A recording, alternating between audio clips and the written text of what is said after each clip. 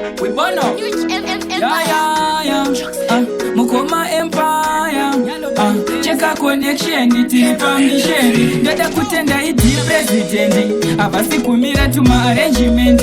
Mauya ne constitution amendment. Kuti muZimbabwe tiwane tuma achievement. Sakati kuti famba murambwi famba nyika ende mberi. Maratidze amusi kutamba mabasa achisi kutamba imi mwenda mberi. Ndiri kuti famba murambwi famba nyika ende mberi. Maratidze amusi kutamba mabasa achisi kutamba imi mwenda mberi. In short cap 3 kana amendment 3 vamwe voti atisive vobvunza kuti chi i-constitution amendment bill 3 ndiyo yaita maZimbabwe tifile free. One mutara anopedza zvanoita zvimbonyadza ndichabudira state house kana kandidate. Nyangwe mamiro zvavarwadza chinzwa kupururudza tiri maartist for it yatimbomire kuridza. Sakati kuti famba murambwi famba nyika ende mberi. Maratidze amusi kutamba mabasa achisi kutamba imi mwenda mberi. Ndiri kuti famba murambwi famba nyika ende mberi. Maratidze amusi kutamba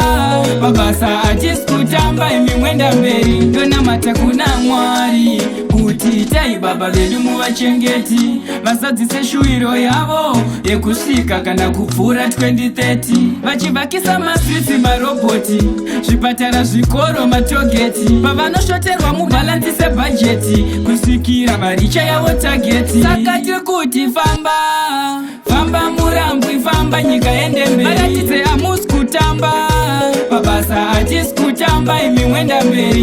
Ndiri kuti famba murambwi famba nyika ende mberi. Maratidze amusi kutamba mabasa achisi kutamba imi mwenda mberi. In short cap 3 kana amendment 3 famba nyika ende mberi. I-constitution amendment bill 3 achisi kutamba imi mwenda mberi.